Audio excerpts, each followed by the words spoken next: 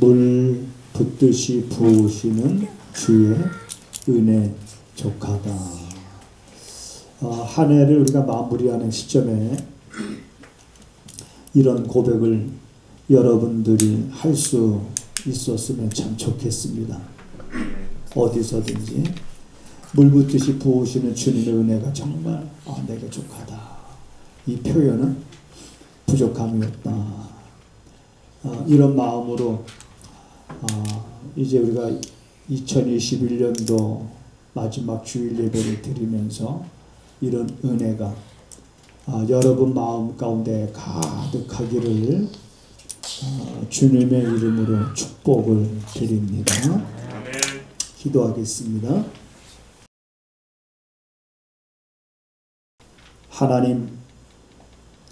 하나님의 눈은 온 땅을 두루 감찰하사 전심으로 자기를 향한 자들을 찾으실 때에 그들에게 또한 능력을 베풀어 주심을 말씀하셨으니 오늘 그 능력이 필요한 시대에 우리가 살고 있습니다.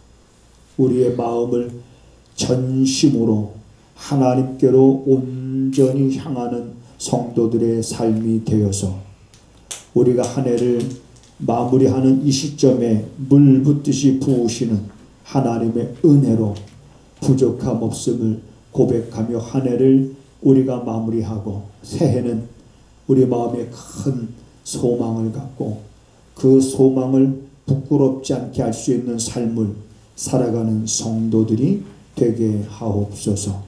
오늘 말씀을 듣고 그 말씀을 통해서도 하나님 우리에게 하나님의 크신 뜻을 우리가 또한 알게 되어지는 시간이 되게 하셔서 그 말씀이 우리의 힘이 되게 하시고 우리의 발걸음에 또한 등불이 되게 하셔서 사랑하는 성도들이 고민이 깊어지지 않게 하시고 갈등함이 깊어지지 않게 하시고 오직 그 말씀이 비추는 곳을 향해서 주저함 없이 하나님 용기를 갖고 달려갈 수 있는 성도들 되게 하옵소서. 예수님의 이름으로 기도하옵나이다. 아멘. 아멘.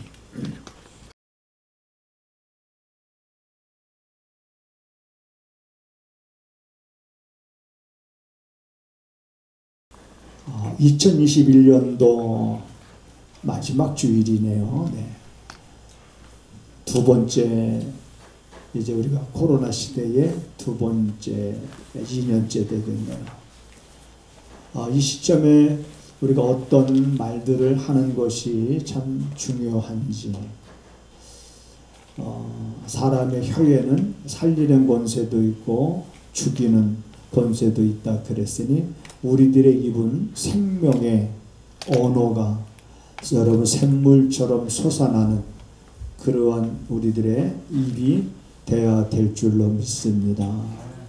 저희 옆에 분과 그렇게 한번 인사해 볼게요. 지금까지 지켜주신 하나님이 앞으로도 지켜주실 것입니다. 우리 서로 한번 인사해 볼까요? 지금까지 지켜주신 하나님이 앞으로도 지켜주실 것입니다. 이 말은 두려워하지 말라는 거예요. 염려하지 말고 근심하지 말고 걱정하지 말라는 겁니다. 근데 그런 얘기를 하면 사람들이 그렇습니다. 아유 목사님 저도 그렇게 살고 싶죠. 아유 저도 염려 안 하고 살고 싶고 저도 근심 안 하고 싶고 걱정 안 하고 싶죠. 안 하면 되잖아요. 안 하고 싶으면. 네. 아마 지금 아멘 하신 분은 이 해가 마무리되기 전에 아마 좋은 일이 있을 거예요. 네. 지금 아멘 한 사람까지만인데 우리 성도님들 이렇게 많지 않은데 뭐 인색하게 지금 아멘 한 사람까지만 아니라 앉아있는 여러분들의 삶이 그래야 됩니다. 목사님 저도 근심 안 하고 살고 싶어요. 걱정 안 하고 살고 싶어요. 염려 안 하고 살고 싶어요. 그럼 그렇게 살면 되잖아요. 근데 그게 안 된다잖아. 그게 안 된다. 안 하고 싶은데 그게 안 된다.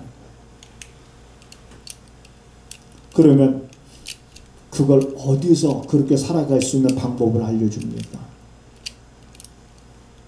돈 있으면 근심 안 하고 걱정 안 하고 염려 안 하고 살 수 있습니까? 천만의 말씀입니다. 없을 땐 있으면 그럴 것 같은데 여러분이 가지고 있는 사람들의 삶을 보세요. 그렇게 살아가나?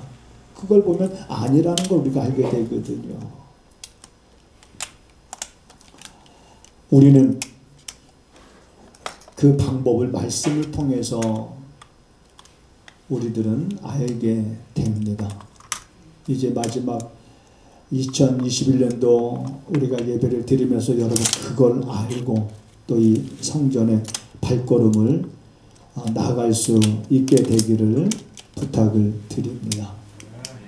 자, 하나 질문을 할게요. 금보다 귀한 게 있다 그러면 뭐가 있습니까? 금보다 귀한 것. 현지야. 금보다 귀한 것. 지율이. 사랑? 이야, 우리 박수 한번 쳐주세요, 우리 지율이. 찬양할 때 고구마만 먹더니, 그래도. 목사님한테 떡같이 찬양 열심히 하겠다고 약속해놓고 찬양할 때 고구마만 먹고 있고, 또 장난감만 갖고 있고. 근데 대답은 또, 금보다 귀한 게 사랑. 네. 또, 금보다 귀한 게 또 뭐가 있을까요? 하나님. 지훈이 뭐라 그랬지? 다이아몬드. 목사님은 60년을 넘게 살아봤지만 다이아몬드 어떻게 생겼는지 물론 TV를 통해서 본 적은 있어도 이 손으로 만져본 적도 없어요. 근데 귀하긴 귀하죠. 그렇죠. 금보다 귀하죠. 그 다음에 또 뭐가 금보다 귀한 게 또 뭐가 있을까요? 하나님. 또 우리 시원이 금보다 귀한 거 뭐가 있을까? 응? 금보다 귀한 거. 그 다음에 백성들? 가온아, 금보다 귀한 게 뭐가 있을까? 백성들. 흔히들 사람들이 그렇게 많이 얘기하죠. 시간이 금보다 귀하다 이렇게 말하죠.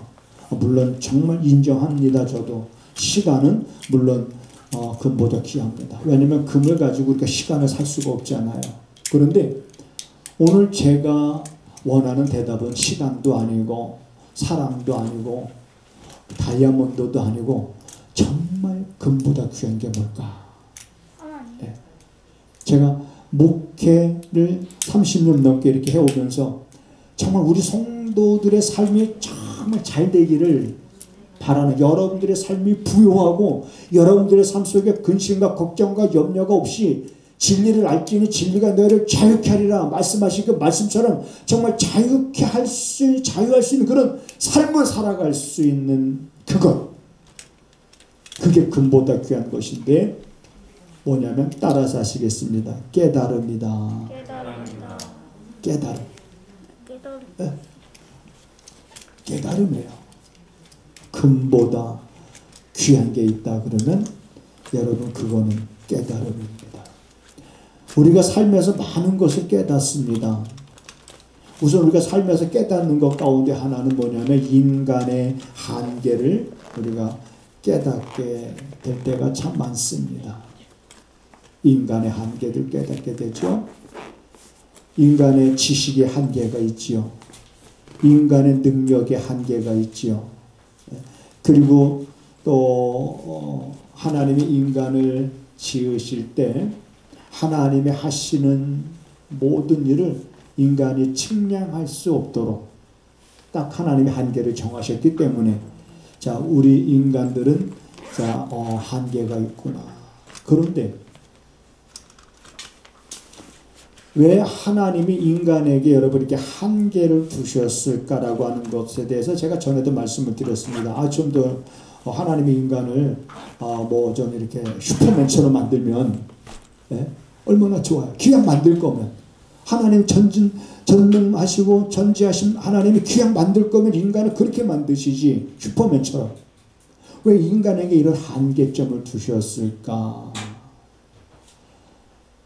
그 한계점을 두신 하나님의 의도가 뭘까? 여러분 그 의도를 볼 수 있는 안목, 그건 우리가 잘 보이지 않잖아요, 일반적으로. 근데 그걸 볼 수 있는 안목, 믿음의 안목을 우리가 갖고 말씀을 묵상하다 보면 깨닫게 되는 게 뭐냐면 그 속에서 하나님이 인간에 대한 사랑을 우리가 발견하게 되는데 인간은 한계점을 만나게 될 때 비로소 누굴 찾지요? 비로소 하나님 찾습니다. 어떤 사람은 자기 주먹을 믿는다고 그래요. 제가 알고 있는 어떤 분은, 그분은 군 장성 출신인데 예수를 믿으라고 그러면은 자기는 이제까지 누구 그렇게 믿어본 적이 없답니다. 그렇지 않고 열심히 노력해서 자기가 이 정도 왔으면 자기가 성공한 삶이지. 여기서 내가 믿으려면 나를 믿지 내가 누굴 믿겠느냐. 그렇게 말하는 사람 앞에서는 뭐라고 할 말은 없습니다. 그런데 그분 딸이 백혈병에 걸렸습니다. 죽어가는 거죠. 그분이 자기 생명보다 더 사랑하는 자기 딸이 백혈병에 걸려서 죽어가는 걸 보고 자기가 해줄 수 있는 것이 아무것도 없다는 걸 깨달아요. 자기가 해줄 수 있는 게 아무것도 없는 거야. 야, 인간이 이렇게 미약한 존재인가? 내가 사랑하는 딸인데, 내가 사랑하는 딸이 죽어가는 걸 보면서도 내가 사랑하는 딸을 위해서 해줄 수 있는 것이 아무것도 없다는 아주 연약한 존재라고 하는 것을 깨닫습니다. 그리고 딸은 결국 죽습니다. 그분은 사람들 앞에 이렇게 간증을 합니다. 여러분, 저는 믿음을 갖는 데 있어서 엄청나게 비싼 값을 지불했습니다. 그 엄청나게 비싼 값을 지불했다는 게 뭡니까? 자기 사랑하는 딸을 잃어버림을 통해서 자기는 믿음을 갖게 된 거예요. 인간의 한계를 깨닫고. 또 여러분, 우리가 잘 아는 대로 그 전 문화부 장관 이어령 씨 아시지 않습니까? 그분이 쓴 책 지성에서 영성으로 책을 많이 쓰셨습니다만 지금은 이제 암투병하고 있습니다. 현재 암투병하고 계시면서도 여전히 시간 될 때마다 간증하시는데 그분도 하나님을 알지 못했죠. 그런데 딸을 통해서 하나님을 알게 되고, 그러면서 지성이라는 건 뭡니까? 인간의 어떤 지식이에요. 근데 여기에서 어디로? 영성, 하나님을 아는 곳으로, 지성에서 영성으로. 여러분, 우리가 한계를 깨달을 때, 한계를 깨달은 사람이 누굴 찾게 되냐면 절대자를 우리가 찾게 되지요. 자, 우리가 이제 많은 것을 깨달아야 되는데 그 가운데 하나 이제 이런 인간의 한계도 우리가 좀 깨닫게 될 때 하나님을 찾게 된다지, 그걸 말씀드리고 싶었던 거고요. 그 다음에 정말 우리가 깨달아야 될 게 있습니다. 우리가 정말로 깨달아야 될 것이 뭐냐면 내가 죄인이었다는 것을 깨달아야 됩니다. 성탄절은 예수 그리스도께서 이 땅에 오신 날이, 그날을 기념하기 위해서 전 세계가 성탄절이 되면 성탄절이 되기 전부터 축제의 분위기에 휩싸이게 됩니다. 만나는 사람마다 메리 크리스마스, 교회 안 다니는 사람들 입에서도 메리 크리스마스, 저 공산주의권에서도 메리 크리스마스. 예수 그리스도께서 이 땅에 오셨다라고 하는, 여러분이 왜 오셨느냐? 그분이 오신 이유가 뭘까? 죄인을 구원하러 오셨대. 그럼 누가 죄인이냐? 바로 내가 죄인이었다라고 하는 거. 자, 여러분, 우리가 건강할 때는 병원을 찾지 않습니다. 네. 지율이한테 한번 물어볼까요? 지율이가 막 이렇게 너 그런 거 타다가 다리가 이렇게, 이건 비유하지 말자. 지율이가 막 눈이 자꾸 안 보여. 그러면은 무슨 병원 가야 될까, 지율아? 안과. 야. 다시 하나 물어볼게. 이빨이 아프면? 치과. 치과. 야, 잘하는 거. 배가 아프면? 병원. 정답이죠. 예. 자, 그 사람들이 일반적으로 상식적으로 다 알고 있는 거잖아요. 그래서 사람이 아프면 자기가 아픈 곳을 치료하기 위해서 이것을 치료하려면 어디로 가야 되느냐 이걸 잘 압니다. 내가 죄인이라고 하는 것을 깨달아야 누굴 찾냐면 내가 죄인이라고 하는 것을 깨달아야 그분의 은혜가 얼마나 큰지를 알아. 그분이 값없이 주시는 은혜인데 값없이 주시는 은혜다 보니까 때로는 우리들의 마음에 와 닿지 않을 수도 있어요. 그런데 내가 죄인이라고 하는 것을 깨닫게 될 때에 그 은혜가 얼마나 크고 또한 그 아들을 보내신 하나님의 사랑이 얼마나 큰 사랑인지를 우리가 비로소 경험하게 되는 거예요. 그렇기 때문에 우리가 죄인이었었다라고 하는 것을 깨닫고 이제 그걸 깨달음을 통해서 우리는 하나님의 사랑과 예수 그리스도의 대속의 그 은혜가 얼마나 큰지를 우리는 한 해를 마감하는 이 시점에서 다시 한번 그분의 그 풍성한 사랑을 맛보고 대속의 은혜에 대한 감격을 회복하고 그리고 무장을 해서 새해를 향해서 달려가야 될 겁니다. 왜냐하면 새해가 된다 할지라도 여전히 이제는 이 코로나 델타 변이 비롯해서 오미크론 이런 것들이 내년에도 여전히 우리 삶의 현장 속에 어디서 어떻게 우리들이 감염될지도 모르는 이런 상황 속에서 우리가 살아가게 될 것입니다. 저는 그렇게 기도하지 않습니다. 하나님 오미크론으로부터 저를 지켜주세요 라고 물론 많은 분들이 이렇게 기도하지만은 저는 그렇게 기도하지 않습니다. 이미 우리가 살고 있는 세상에 자 이런 것으로 전 세계 사람들이 두려움 속에 있고 팬데믹이 주춤됐나 싶었더니 다시 확산되어지는 자 이런 것 속에 반복되어지면서 사람들이 불안하잖아요. 그러면 여러분 제가 목사인데 목사님이니까 믿음이 좋으니까는 목사님은 코로나 안 걸리겠지라고 생각하시는 분 한번 손 한번 들어요. 하나도 없네요. 네. 난 지율이는 손 들 줄 알았지. 저도 걸릴 수 있어요. 그것 때문에 어려움 당할 수 있어요. 고통 당할 수 있습니다. 그것으로 인해서 내 삶이 힘들어질 수 있어요. 그럼에도 불구하고 그 삶이 내게 문제가 되지 않게 하시옵소서 라고 기도하죠. 여러분 구약에 보면 하나님을 경외하는 많은 사람들의 모습을 우리가 보게 됩니다.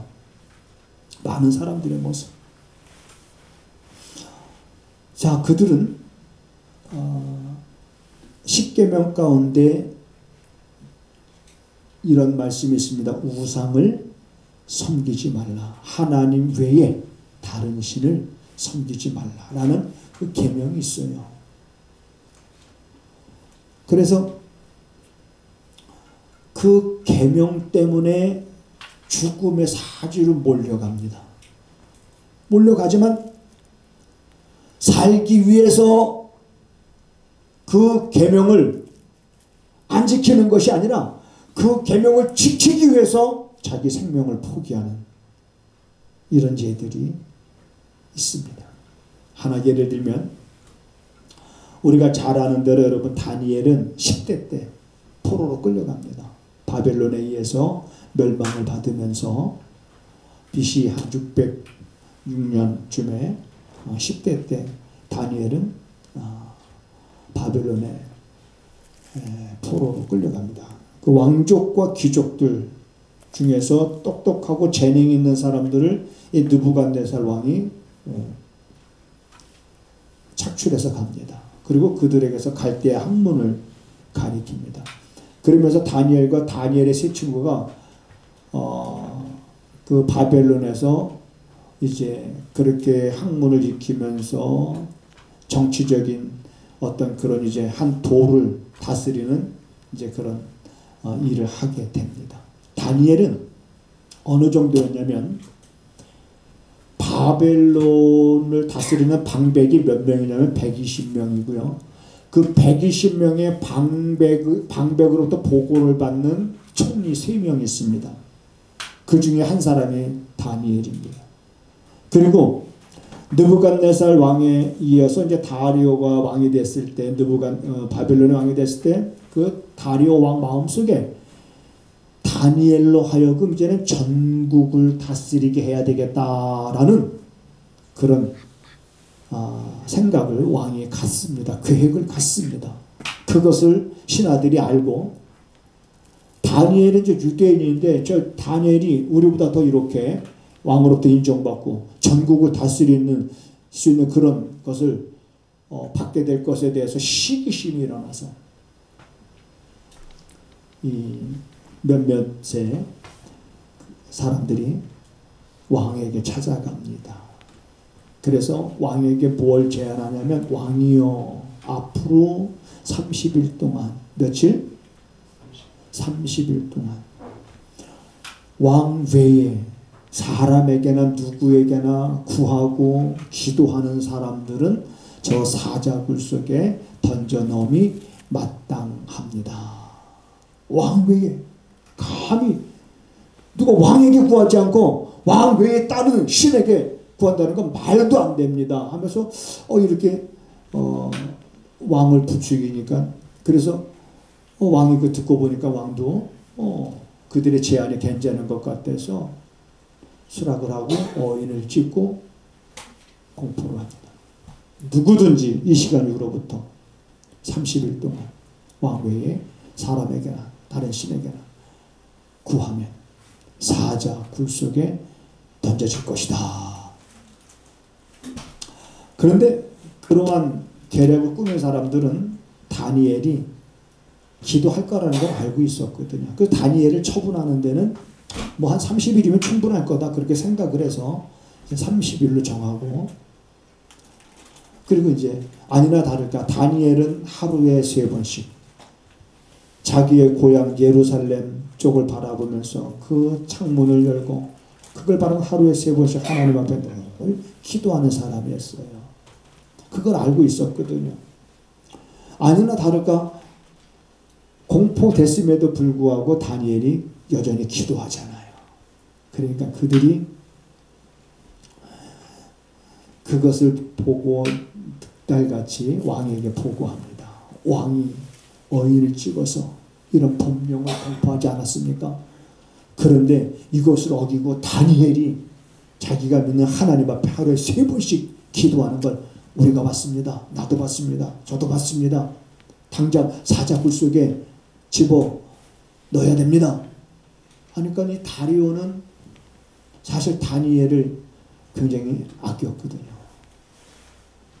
공경에 빠진 거예요. 야, 이 다니엘을 살릴 방법이 없을까 고민하는데 하루 종일 고민한 거야. 그래서 이 왕이 고민하고 있으니까 또 그들이 왕을 재촉하는 겁니다. 빨리 다니엘을 사자굴 속에 집어 넣어야 된다. 그래서 이제 왕이 어쩔 수 없이 다니엘을 사자굴 속에 던지라고 말하면서 왕이 다니엘에게 그렇게 말합니다. 다니엘아, 네가 믿는 하나님께서 널 구원하지 않겠느냐. 그리고 사자굴 속에 던지고 그 굴의 문을 막아버렸습니다. 그리고 밤새도록 이 왕이 잠도 자지 못하고 식음을 전폐하고, 그리고 그냥 고민하다가 이제 새벽이 되자마자 이 왕이 그 사자굴로 달려간 겁니다. 그러면서 소리를 지르는 게 다니엘아, 너희 하나님이 너를 구원했느냐. 그때 그 사자굴 속에서 다니엘의 소리가 들리는 거예요. 왕이여, 하나님께서 천사들을 보내어 사자의 입을 막았나이다. 그러면서 다니엘이 그 사자굴 속에서 나오고 그를 모함한 사람들과 가족들, 그 가족들은 무슨 죄가 있습니까? 그런데 그 가족들까지 전부 다 사자굴 속에 집어넣으니까 사람이 떨어지기도 전에 사자들이 그 사람들을 물어서 뼈까지 으스러뜨렸더라. 자, 여기서 보세요. 그냥 일반적으로 이렇게 생각할 수 있지 않겠습니까? 아, 그러면 30일 동안이라고 그랬으니까 30일 동안만 그러면 뭐 좀 안 하다가 30일 지나고 난 다음부터 열심히 하면 되지. 여러분, 내가 하나님의 말씀을 통해서 여러분 깨닫는 것이 금보다 귀하다라고 말하는 것은 그만큼 깨닫는 것이, 그리고 그 깨닫는 것의 그 가치가 금보다도 가치가 있기 때문에 그런 겁니다. 내가 깨닫고 깨달은 대로 사는 것이 그게 복인 거예요. 내가 깨닫고 깨닫는 대로 그걸 지키면서 살다 보니까 어려움을 겪을 수도 있어요. 사자굴 속에 빠질 수도 있습니다. 근데 거기서 하나님이 사자의 입을 막으셨다 그래요. 그 하나님은 오늘 우리가 믿는 하나님과 다른 하나님입니까? 다른 하나님이 아니잖아요. 그런데 자꾸 사람들은 깨달았으면서도 나 위에 다른 신을 섬기지 말라고 하나님이 엄히 말씀하셨고 하나님은 아는 지식에 자라가면서 그러한 것을 깨달았으면서도 그래, 그러면 30일 동안만 내가 그러면 뭐 기도하지 말고 30일이 지난 다음에 뭐 그때 더 열심히 하면 되지. 이게 여러분 속아 넘어가는 겁니다. 이게 속는 거예요. 여러분 속지 않기를 주님의 이름으로 부탁을 드립니다. 속으면 안 됩니다. 여러분 보세요. 다니엘의 세 친구는 또 어떻습니까? 느부갓네살 왕이 신상을 만들어 놓고 악개소리가 나거든 누구든지 그 신상 앞에 절하라고 그랬는데 다니엘의 세 친구는 절을 하지 않았잖아요. 그러니까 붙잡혀 왔어요. 왕 앞에. 그러니까 느부갓네살 왕이 너희가 지금이라도 절한다 그러면 너희가 저 끊는 가마솥에 던짐을 면할 것이다. 그랬더니 다니엘의 세 친구가 뭐라고 그랬습니까? 대답할 가치도 없다. 대답할 가치도 없다는 건 무슨 말이에요? 무슨 말입니까? 우리는 절하지 않겠다는 거죠. 그러니까 왕이 화가 난 거예요. 느부갓네살 왕. 화가 나서 뭐라고 말하냐면 평소보다 7배를 더 뜨겁게 가마솥을 달구라는 거예요. 그리고 마지막 기회를 주는 거죠. 평소보다 7배 더 뜨겁게 하고 지금이라도 너희가 우상 앞에 절을 한다 그러면 너희에게 생명을 건질 수 있지만 절하지 않는다 그러면 너희들은 던짐을 받을 것이다. 던질 것이다. 만약에 왕이 우리를 걷다 던진다 그러면 하나님이 우리를 거기서 건져주실 것입니다. 그러나 하나님이 우리를 건져주지 아니하신다 할지라도 우리는 우상 앞에 절할 수 없다라고 하는 것을 타협하지 않았습니다. 분명하게 왕에게 말했습니다. 왕의 화가 더 저놈들을 당장 결박한 상태로 집어넣으라. 여러분 불이 얼마나 뜨거웠으면 그들을 결박해서 던지려고 하던 사람들도 그 불에 휩싸여서 죽었습니다. 그리고 그 가마솥에 3명, 다니엘의 세 친구 3명이 전부 다 던져졌어요. 그런데 느부갓네살이 깜짝 놀란 겁니다. 자기 옆에 있는 섰던 신하들에게 야 우리가 저 가마솥에 몇 명을 집어 던져놓느냐? 우리가 3명을 던지지 않았느냐? 아니 그런데 결박되지 않고 그 가마솥에 있는 저 한 사람은 도대체 누구냐? 3을 던졌는데 왜 그 안에 4이 있느냐? 그 하나는 누구냐? 깜짝 놀랐어요. 느부갓네살 왕이 일어나서. 그리고 거기에 던져졌는데도 불에 그스리지도 않고 타지도 않는 그것. 느부갓네살 왕이 거기서 무릎을 꿇습니다. 사드락과 메삭과 아벳느고가 믿는 그 하나님을 찬양하라고 그들로 하여금 거기서 나오라고 하고 나서 성경에 보니까 그들을 더욱 높이니라 이런 말씀이 있습니다. 여러분 끊는 그런 기름 가마솥에나 그 다음에 사자굴 속에 던져지나 오늘 우리가 오미크론이 창궐하는 이 시대 속에서 우리가 살아가는 거나 다를 바가 뭐가 있습니까? 사자의 입을 하나님이 천사를 통해서 막아주셨고 끊는 기름 가마솥에서 그들하고 몸 하나 상하지 않고 머리털 하나 상하지 않도록 하나님이 지켜주셨다면 오늘 이 시대에도 그보다 더한다 할지라도 그보다 더한 일들이 내 삶 속에 있다 할지라도 우리는 여러분 끝까지 하나님을 믿는 그 믿음에서 우리가 흔들림이 없어야 됩니다. 무엇보다도 나를 죄에서 구원하신 하나님의 사랑과 예수 그리스도의 대속의 은혜를 여러분 조금도 의심하지 않기를 주님의 이름으로 부탁을 드립니다. 내가 죄인이었다라고 하는 것을 깨닫게 되어지면 그런 나를 구원하시기 위해서 아들을 보내신 하나님의 사랑과 그리고 십자가에서 내 모든 죄를 대속하신 예수 그리스도의 그 대속의 그 은혜로 우리가 무장되어지면 두려움이 없습니다. 2022년도 여러분 우리는 한치의 앞도 내다볼 수 없습니다. 그것 때문에 여러분 불안해하거나 두려워하거나 우리가 근심하거나 걱정할 이유도 없습니다.